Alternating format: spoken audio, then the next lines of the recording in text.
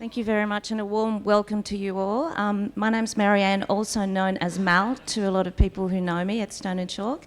Stone & Chalk was created in 2015 to help startups and scale-ups commercialise and grow. We were deeply grounded in FinTech back then, and we still are, but we now look at all areas of emerging tech. So we have hubs in Sydney, 2 hubs in Sydney, 1 in Adelaide and 1 in Melbourne. And we're very lucky to have Serena here, who's actually from our hub at the Scala hub in Sydney. So today's topic is focusing on emerging markets, challenges and opportunities.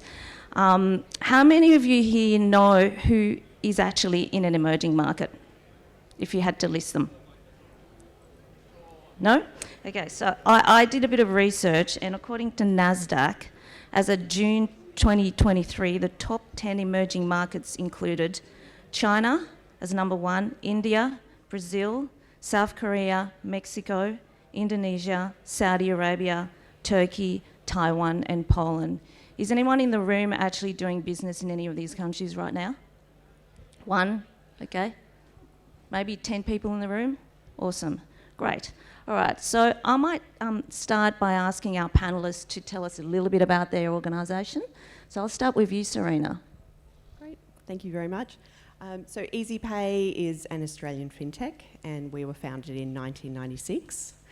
We specialise in providing subscription management and payment solutions for businesses that have an ongoing relationship with their customer.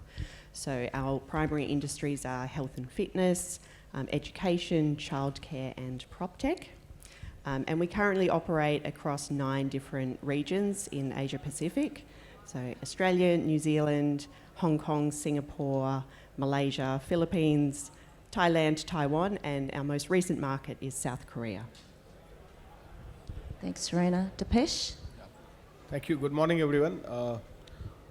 International Financial Services Center is a new concept in India, which many of you may not be aware. It's a new fintech and financial services center which has come up in India, which is bringing an offshore type of a regulation and tax for onshore India.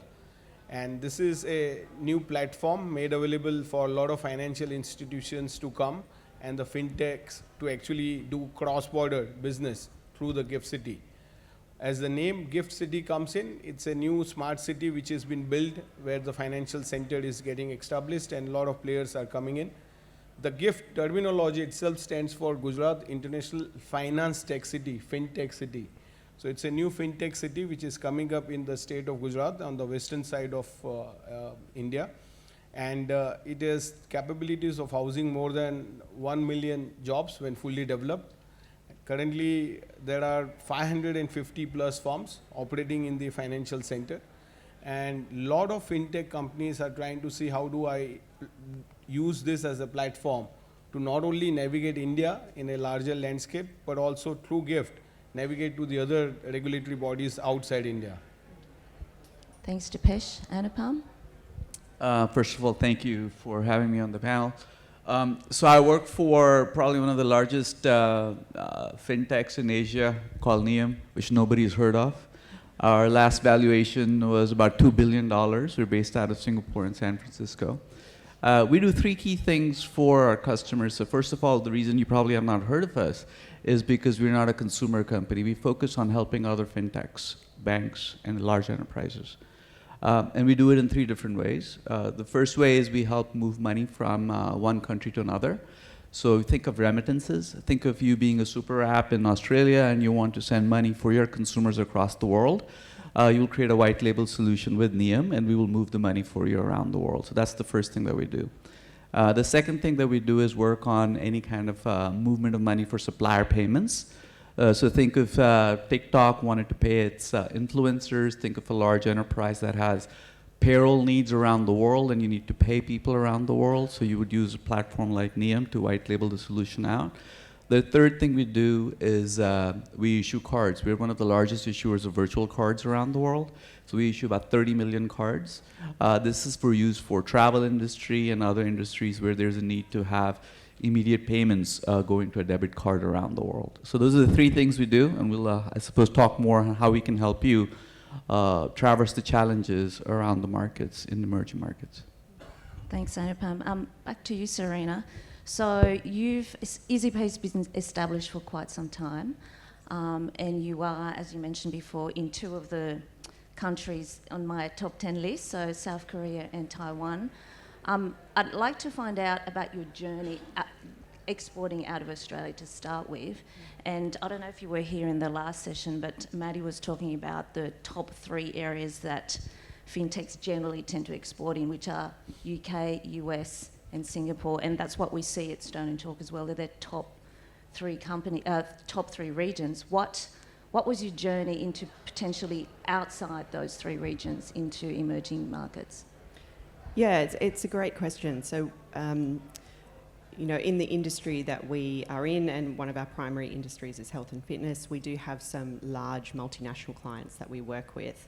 And we also offer our solution as an embedded solution in external software solutions. So we've got a lot of software partners as well. And so a lot of our growth over the years has often come from existing clients and partners approaching us and saying, we would like to go into these markets and we would really like EasyPay to come with us. They're already familiar with our model. They see the value in the subscription and the recurring payments, and they really want to take those into these other markets, and we can help them do that. So that's been something that has taken us into some of those markets, is really more of those opportunities that we've been approached about. I think, if I can talk to some of the challenges that we've had in entering some of those markets, particularly South Korea and Taiwan, which were on your list there. Understanding the regulatory environment is always a challenge. I agree with the comments on the previous panel that you can't really compare. Every environment has its own quirks, its own pitfalls. And because we establish a local entity in every country that we operate in, we have a lot of the tax obligations that go along with that as well, obviously the regulatory ones, and because we are a payments provider, there's also often another layer of obligations again. And so I think in entering these emerging markets, similar vein to the last panel, I think partnerships are so important.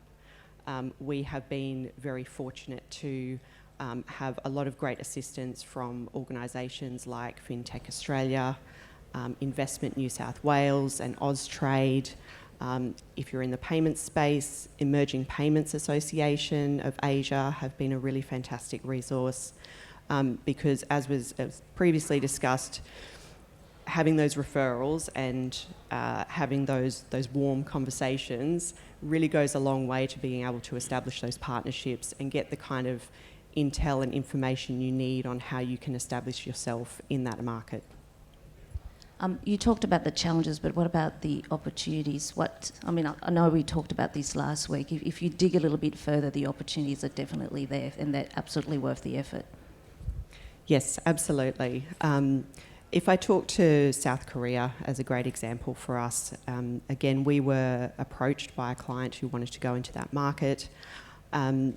When we looked at some of the markets, and this also applies to Taiwan, and in the health and fitness space, subscription payments are not necessarily the norm. It's more common that you pay up front for a year in full. And so we could have looked at that and said, well, that's not really what we do, we're not the right fit. But we do recognise that there is this increasing demand from consumers for frictionless payments. Businesses are looking for new, innovative ways to collect payments, and there's government initiatives as well, really trying to drive fintech innovation into these countries. And so I think what I would say is that just because something isn't the norm in a market, don't be too afraid of that. It might just be that there aren't a lot of other options, and that's the opportunity for a really innovative fintech to come in and show the market what other options there are. Thank you. Anupam, I might move on to you. But before I ask you a question, you mentioned about Nium, that no one's ever heard of Nium. You were part of Instarem. Is that Instarem? I think is that still around? I think a lot of people in the room might know about Instarem. Yeah, we were not a part of Instarem. Instarem is part of Nium. So NIAM is the larger entity. Think of Facebook having, Instagram and Facebook and so on and so forth. So NIAM is the larger entity, which also owns Instagram, amongst other things. Yeah. Okay, Yeah. great. Thanks. So that's why you would know Instagram, because it's a very Australian-based. Yeah. Yes. Thanks for clarifying. So it'd be good to find out how NIAM has approached expansion. Was it customer-led like EasyPay, or did you have a different strategy?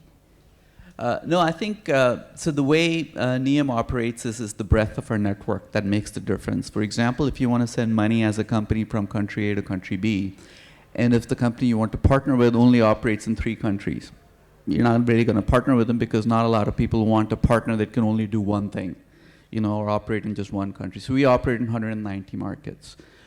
So the breadth of our network, the ability to have 190 markets and 43 licenses we have around the world. I think Serena mentioned about regulatory framework being a challenge. We've solved that challenge in 43 markets around the world. And that's what I think has driven us. The ability to be able to be present around the world with just one company, that's what NIAM does. So it's not just about emerging markets in my mind. It's about having a breadth of opportunities around the world. Great. And how can businesses in markets like Dubai and Qatar elevate what they're doing in payments? Yeah, it's very interesting what's happening in the Middle East. I mean, there's almost a resurgence of fintech. You look at those markets, and what you find is that these markets have an ability to leapfrog. They have been left behind with the fintech revolution over a period of time, but now if you go to Dubai, or you go to Kingdom of Saudi Arabia, or you go to Qatar, they have loads of money that they're willing to invest in fintech. And they're also becoming trading hubs. As the geopolitical situation in the world starts to polarize the world, there are blocks being created around the world where people don't necessarily want to depend on a market, right? For example, the United States, and they want to create an intra-block. So there's a Middle East intra-block that's being created, where the movement of money within all of the Middle Eastern countries is going to become very easy. The regulatory framework is going to become much easier. So I feel as the next anvil of growth, I think Middle East is the place to be, especially with very large markets such as Kingdom of Saudi Arabia, which is in your emerging market list, or UAE or Qatar. Yeah. Just out of interest, is anyone here operating in the Middle East? No? There's one person on the left. One person on the left. Okay, great. Well, you should chat. Okay, 2 people. Well, you should chat to Anupam after this session. Thank you. Okay, Dipesh, you represent the International Financial Services Centres Authority in India.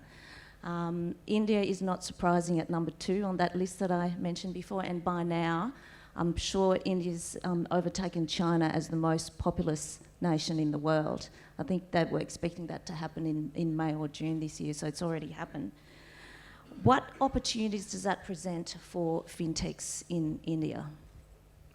Well, actually, let me rephrase that. What opportunities does it present for fintechs outside India to go to India? Absolutely.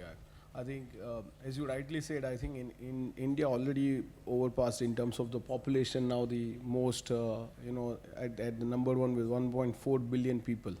And many see this as a challenge, and I think this is turning out to be a huge opportunity for the country like India.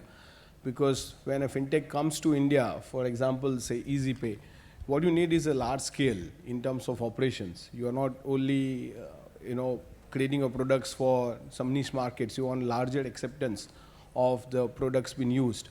What you've seen pre-COVID and post-COVID, if you really analyze India, how the things have changed, I think 40% of our payments are UPI based in India now, which was in pre-COVID, which was less than 10%. And you can really see the way it has leapfrog from where it was to where it is now. We have more than 100,000 unicorns coming up.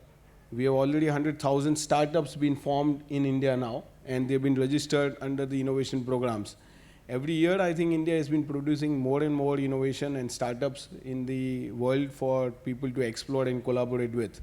But as you rightly pointed out, what are the opportunities for, say, Australian fintech? If this is really coming up as a center which is going to connect India, not only India, but also the opportunities from outside. I think fintech from Australia should look this as an opportunity, as a platform, that if you want to connect India much more efficiently, because you are connecting with a gift which is an offshore center within onshore India, which means that you are outside the regulatory regime of domestic India, which can be heavy loaded from a domestic business perspective. Whereas the fintech, as we understand, are all beyond the boundaries. They don't want to limit themselves in the markets in which they operate. They really want to go beyond boundaries.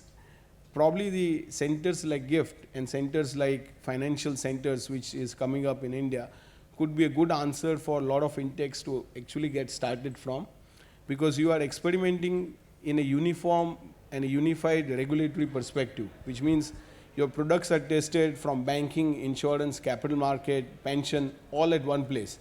So you are not required to go to the individual regulators and ask for the proof of concept. You are actually, landing yourself in a platform which is unified. I think this could be a good opportunity for people who wants to test products in a simplified way, get the proof of concept, and then probably take it to the larger landscape of India, which presents a much more opportunities. So I'll clearly see it in two ways. Fintech which wants to explore India could actually land up into a gift city and see how it can help them to navigate the Indian larger ecosystem. To the Indian fintechs which wants to go global, I think a lot of Australian fintechs can actually tie up with them in gift city and probably take them into the other parts of the world. We have recently signed an fintech bridge with Singapore, which means that the fintech coming to the gift from India can actually also do a similar testing into Monetary Authority of Singapore at a live testing at the same time. And such bridges we are tying up with many parts, many regulators across.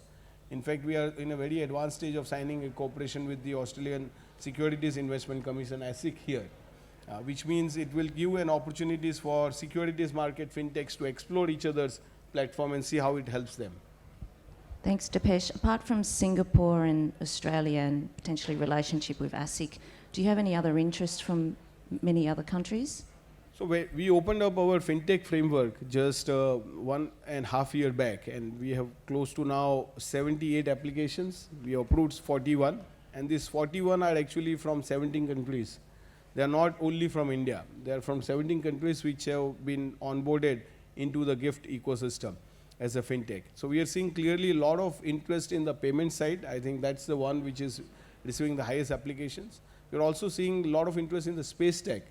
I'm sure you are aware that India just landed on moon on the South Pole, which was an historical moment for the world to see someone landing on the South Pole, which means a lot of space techs also wants to come and explore their products with us.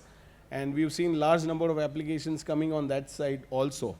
We've seen quite a sizable number of applications coming in EdTech into gift, which is, going into the masses. How do I, automate a lot of learning processes through these products?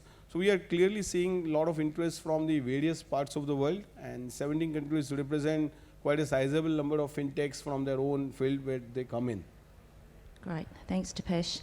Serena, you mentioned before that the subscription model is very different in each country. How has adaptation to each country shaped your go-to-market strategy, and how can other fintechs learn from that? Yeah, I think we made a conscious decision to stay true to who we are and what we do. Whilst we looked at some of these countries, and South Korea and Taiwan are examples, where the paid in full model is more common, that's not the core of what we do, and that was not really the offering that we wanted to take into that market. It does make it more challenging because there is a whole education piece that you need to do with consumers around why the model is easier for them. There's an education piece with businesses and how it helps them improve their payment collection outcomes.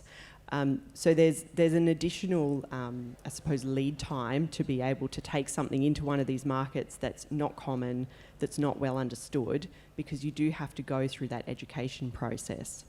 One of the other challenges that we have as well in some of these markets is with regulators understanding who we are. So payment facilitators like EasyPay are not always common in some of these markets. And health and fitness is often seen as a high-risk market because of these big paid-in-full type payments. And so we, again, have to go through an education process with regulators on why we're actually a low-risk model, because we really promote these monthly subscriptions and the difference that that should make to our risk profile.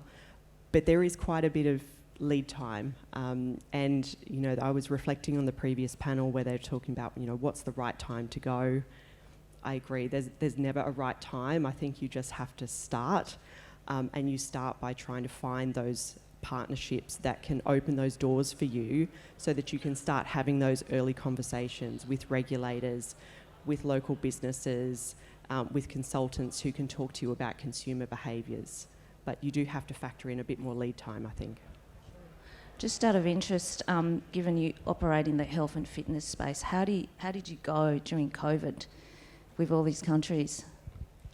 Very challenging time, obviously, and a particularly challenging time for a lot of our clients. You know, we very much operate on in a partner-led way. So if they're not making money, we're not making money. That is how we operate. And we're very fortunate that we are a very well-established business. We've always been self-funded as well. And so whilst we had to obviously make some adjustments over that time, we've come out of it, and we've seen, you know, most of our clients really bounce back very strongly. And in these emerging markets, the growth has just been astronomical over the last 12 months. It's been really exciting to see. Well done. Anupama, you mentioned before you have a huge network, and that's sort of determined your strategy for expansion. What's the total addressable market you're trying to reach? Well, it depends. We do three separate things. So the B2B market, if you were sending and receiving money around the world, is over $6 trillion. That eclipses the B2C market anywhere around the world. So the movement of money for businesses is obviously, you know, common sense dictates, is a much, much larger market. So on the issuing side, if you look at the credit card market, that's again, you know, in trillions of dollars. So the market we're trying to address is huge. But what we're doing it for is for fintechs, right? So if you're a fintech in Australia and you need to sort of send money overseas for whatever purposes, let's say you're building a super app in Australia and you want to have a remittances product within your super app. You could go out there and partner with a bank, or you could use, you know, the older legacy rails like Swift and so on and so forth. But what that does for you, it costs you three different things, right? One is around time frame. So suppose you want to use the legacy systems and you want to move money from here to, say, China. It could take upwards of 3 to 5 days for you to use a Swift product to move the money. And in that 3 to 5 days, there could be a movement of currency. You know, we have currency fluctuations that happen all the time. So suppose you want to send $100, and the person will probably end up receiving maybe $11 or $111 sometimes, or $95, depending on the currency movement. So imagine you're a supplier sitting in China trying to supply something to Australia, and the money movement causes the currency movement causes the money to come down below the price that you want to supply the goods at. So you will not do it, right? Suppose you want to receive $100 and you actually end up receiving 95, so the business stops. So it's very, very important to ensure three things. One is the transparency of where the money is at any point. The second is speed. So the money needs to move in real time around the world, which is what NIAM does. And finally, it's the cost. If you were to use the Swift way, the legacy way to move money, it could cost you upwards of $20, $30 per wire transfer to move the money. With NIAM, that cost is about $2 as compared to 20 plus. And it happens in real time in 190 markets around the world. So I think those are the few things that causes us to be able to address a larger market that we potentially could not otherwise. Great, thank you. Last question for you, Dipesh. I know you're trying to make it as easy as possible for fintechs to enter the Indian market. You talked about your platform. In terms of practical things that you're doing to help them, can you maybe elaborate a little bit? You talked about sandboxes previously. Yes, I think what we are doing, three things for making it easier for the fintechs to come in. One is that we have a sandbox with 550 plus firms that we have. you can do a live testing of the data that we have, which means as a regulator, we are encouraging fintechs to come onshore into the gift and test in the live environment. Two, we also have an innovation sandbox, which is where you are not doing a live testing, but you are, researching your product in an environment. But the best way for them is they need not physically come into gift when you are in a sandbox. You can be in Australia and you can still be in the Gift City sandbox and still do the live testing and still do the innovation testing sitting where you are. I think that's an innovation which we have brought in many fintechs to try and explore this, because it's an unified gateway which helps you to test sitting where you are. Third, we have given a direct authorization route, which means that if you are a fintech with out of 3 years, if you have made 1 year revenue, then you can directly go into a commercial arrangement and start doing the commercial transactions from day one. Obviously, for that, you need to be physically been registered into GIFT, but that route is also available for fintechs, which we have already shown 1 year revenue can come and do a commercial products directly. Now, all these three are becoming an important gate enablers, because when I just said how to navigate with the regulators itself is a challenge. In this fintech world, somebody sees you like a bank, you are moving money here and there, and you say, no, I'm not a bank. Don't impose so many conditions on me which the bank depositors are supposed to have. So as a regulator, I think what we've done is we've carved out a separate fintech framework and a separate fintech division, which is looking these things very differently from a regulatory team which looks to the bank and insurance teams. So this has helped a lot of fintechs to talk to the regulator, and as a regulator we also have a development arm which helps them to handle and facilitate these fintechs in the initial years. I think the result has been quite encouraging in the initial days, but as we move forward, we do believe that, what Anupam just said, the real-time settlement is the key issue right now as a financial center that we are facing. Transactions in our own center, sometimes takes 3 hours to 45 hours to settle. And that is a real challenge, what he is trying to achieve and what, many players are trying to do. We want to bring in the real-time settlement within the ecosystem, which means that the movement for the fintech is quite fast within the ecosystem also. I hope that a lot of fintechs in Australia and outside can come up and see how this testing and how this market can evolve for their businesses, where they are sitting in their home countries and they are still experimenting into the different markets outside. Thank you. So everybody, you've heard about EasyPay's journey into emerging markets. You've heard from Dipesh about what he's doing to make it easy to do business in India for fintechs. And you've heard from Anupan about the large network that he has as well across the world and how he can help with fintechs. So I'm going to wrap this up by asking the audience, if you weren't interested in emerging markets at the beginning of this session, how many of you now are potentially interested in emerging markets? Come on, can I see some hands? Excellent. Everybody. Everybody. That's right. That's why you're in this session. Thank you so much, everyone. And thank you for your time. Thank you.